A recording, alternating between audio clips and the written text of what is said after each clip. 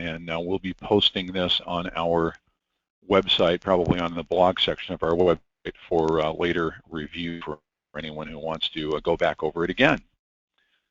In case anyone on the call is not familiar with Virtual Cube, we're based in the Seattle, Washington area. Our CEO, Scott Gorsester, has been in IT for, probably more than 20 years, as have I.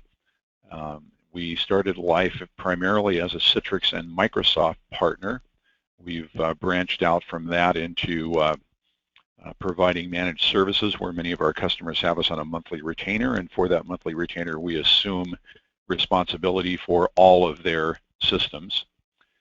And a few years ago we also branched out into providing cloud services. So some of our customers have no servers left on site at all. All of their servers and applications have been moved into our cloud, and they run everything from a cloud-hosted desktop. So we are specialists in virtualization and cloud computing. We do everything from building infrastructures on site to building infrastructure in the cloud and everything in between, and also provide service and support for the infrastructures that we build, and even for the infrastructures that other folks have built. So let's move ahead and look at the agenda for today. We're talking about the true cost of using end-of-life software. And we understand it can be expensive to pay for hardware and software upgrades and for training and so on and so forth, and a lot of people have difficulty coming up with the budget to do that.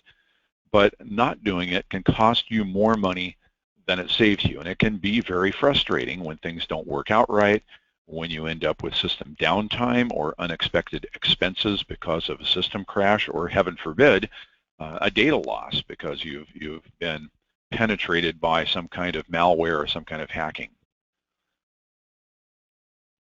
The agenda, we're going to look at some statistics that have to do with running outdated software. We'll talk about something that happened to Sony a few years ago as sort of a case in point. We'll talk about those costs versus what it may cost you later. Look at some of the software that is most commonly found being outdated in organizations. Talk about the risks and talk about how we can help. This is a warning. Murphy's Law works against us here. The bad guys know that any exploits they can identify in software that is past its end of life will not be patched.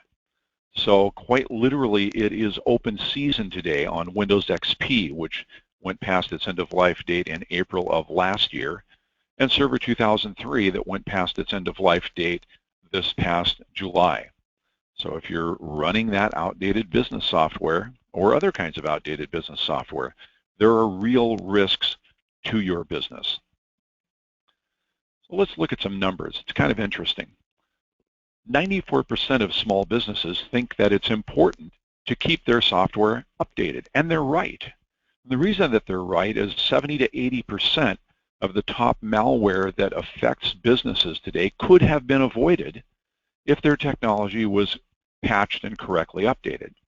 However, even though 94% say they think it's important to keep software updated, 80% of businesses today are still using Windows Server even though it's past its end of life date. I apologize, the slide says July 2013. It was actually July 2015, July of this year, that Windows Server 2003 hit its end of life date.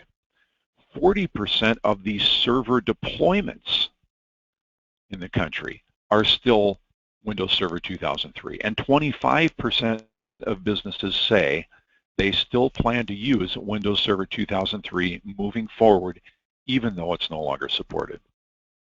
So kind of some amazing numbers. It costs you real money to run unsupported software. According to IDC, every instance of unsupported software in your organization will cost you an extra $700 a year just in IT and end user labor to try to maintain unsupported software compared to what it costs you to maintain software that's still supported by the manufacturer. This happened a few years ago. Some of you may remember hearing this story. Back in 2011, Sony's PlayStation network was targeted and attacked by a large hacker group. it was down for a month. Millions of user accounts were compromised. Subscriber credit card information and personal identifiable information was stolen. And it was determined that the vector that allowed them to get in was that Sony was using outdated firewall software. And the real surprise here is that they knew that the firewall was out of date, and they still didn't do anything about it. Well, why do companies do this when it seems like today, every time we turn around, we're hearing a story about another large organization that's had a data breach and user information's been stolen and personally identifiable information has been stolen? Why do businesses put themselves at risk? Well, the number one reason that they don't update software is that it takes them outside of their comfort zone. They're probably going to have to learn something new. They're going to have to learn new systems, learn how to maintain new systems. And the number two reason is simply to avoid the expense. It's expensive to buy new hardware, buy new software, potentially hire a consultant to put it in and configure it, put your people through training. It's expensive.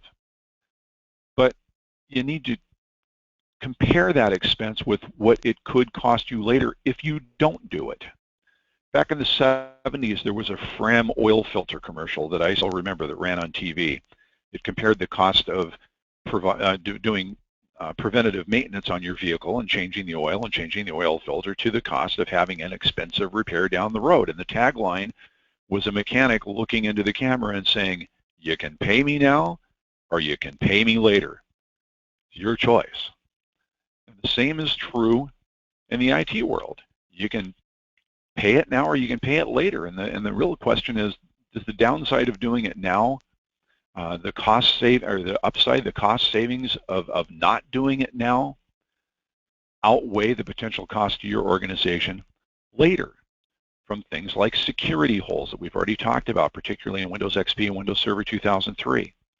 The loss of productivity because you don't have access to the new features that organizations, software manufacturers continue to bring out in their updated products. The potential of data loss, not only your internal data, but also your clients' data, which can cost you a lot of money. System crashes, downtime, the cost of and one of the most insidious forms of malware today is ransomware, where it encrypts all of the data on your system, and you've got to pay hundreds of dollars to buy the decryption key to get your data back. So it's the real out-of-pocket costs that can result from running this out-of-date software. And the worst-case scenario is if your client's data gets stolen by malware attackers.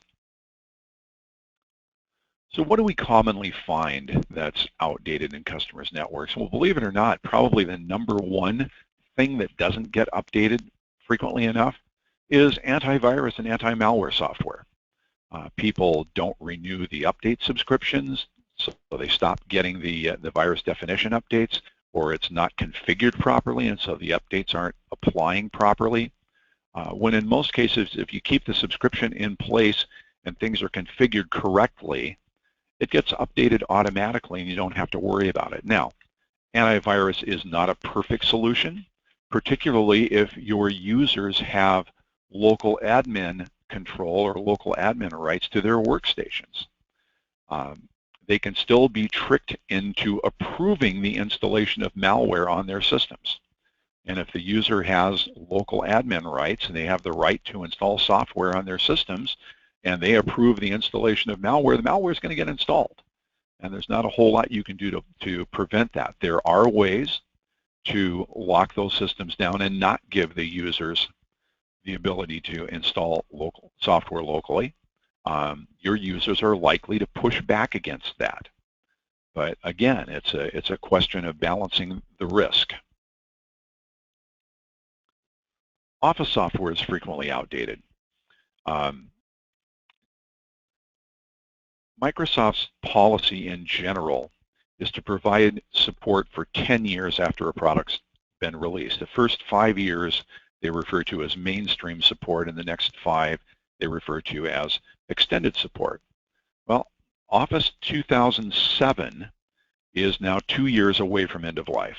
End of life is coming up in October 2017.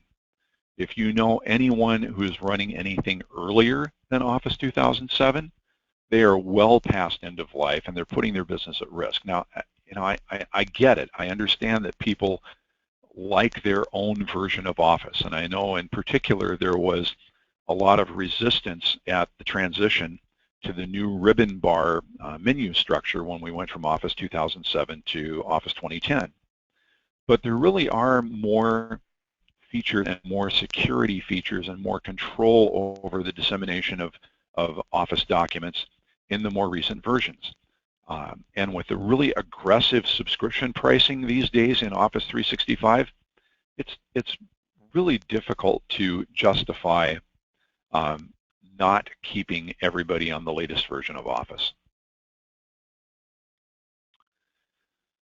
Operating systems, harped on it before, we'll harp on it again. If you're still running Windows XP or Windows Server 2003 in production, in your environment, you are putting your business at risk. And other kinds of application software needs to be updated and patched regularly. Database software, web server software. What about your password policy? Do you have a password policy that requires your users to have a strong password, prevents them from using their pet's name or their child's name or a birthday or a string like 1234 or the word password as their password? Do you have a policy that requires them to change their password periodically? Yes, users will complain about that. Nobody wants to have to change their password every 90 days. But having a weak password policy is exposing your business to risk. Obsolete web browsers, obsolete web browser plugins, outdated versions of Flash, which seems to be frequently exploited, can put your business at risk. Accounting software. We are not experts in accounting software. There are too many different kinds of accounting software out there, and we can't be experts in everything. But we very strongly recommend that all of our clients have a current support agreement with a software vendor who specializes, an accounting software vendor who specializes in whatever accounting package that they're using, and that they rely on that vendor for support and advice and take their advice when it comes to keeping that accounting software up to date. Backup software frequently we find is out of date, and not just the software, but the whole backup approach has changed. If you're still using tapes today, we really need to talk about how you're doing the backups in your network. Systems change. Data is increasing exponentially, the amount of data that has to be backed up. We're increasingly dealing with the issue that the night's not long enough anymore to back up all of the software. So how do we do it? The virtualized systems may need to be backed up differently than the physical systems. We've got automated tools now that can back up your systems without you having to be there, so that you don't necessarily have to worry about whether or not you remembered to change the tape, or whether Susie remembered to take that set of tapes off-site last Friday. We have cloud backup solutions now that can automatically stream data off-site for you and get a copy of your most critical data out of the building, so that if there is some kind of catastrophic event that destroys the building or prevents you from getting access to it, you've got a copy of your critical data somewhere that's safe. Firewalls. Remember the Sony story? Enough said about that. So what does that translate into in terms of risk?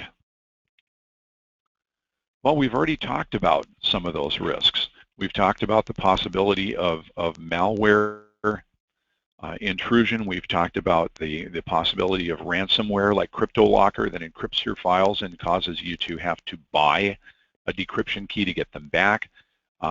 We've talked about the potential loss of confidential data, not only your own data, but your client's data, and system downtime. An extended system crash that keeps your systems down for days will have a serious impact on your business.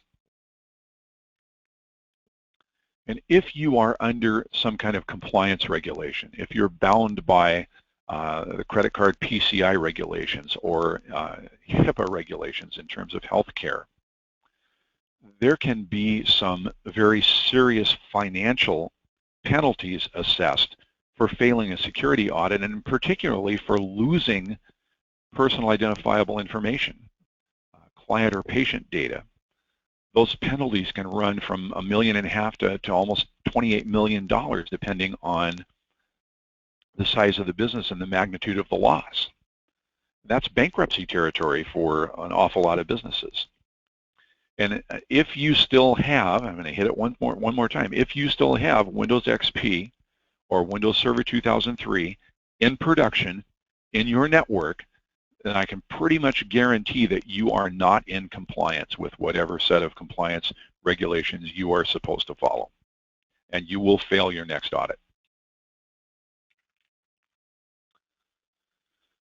Revenue loss and downtime, we've talked about that. If systems go down and don't come back up for several days or several weeks, your business may never recover from it. You'll lose productivity, you'll lose the ability to transact business with your customers.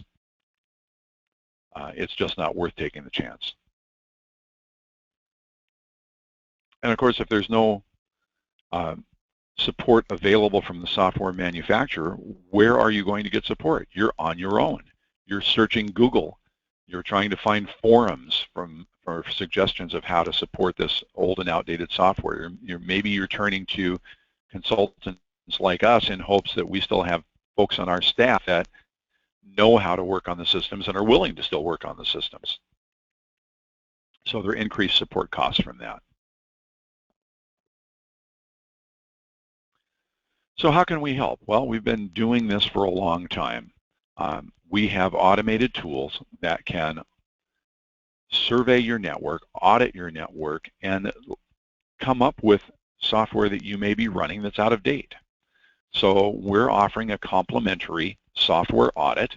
You don't have to be a current customer to take advantage of that offer. Just contact us. We'll be happy to come in and take a look at what you're running, see if you're running outdated software, and come up with a recommendation of what you should do about it. And from there, you can choose to have us work with you, or you can find someone else to implement those recommendations for remediation. But let us come in and take a look, and let us help you determine what you need to do to stop putting your business at risk. It's pretty easy to do. My contact information is on this slide. You can reach out to me directly. Excuse me. You can email us at info@virtualcube.com. If you have an immediate support issue that you need help with, you can send an email to tickets@virtualcube.com, and that will go directly into our support queue, and we'll get someone assigned to reach out to you and work that issue with you, and we'll get you taken care of. And at this point, we'll open it up and see if there are any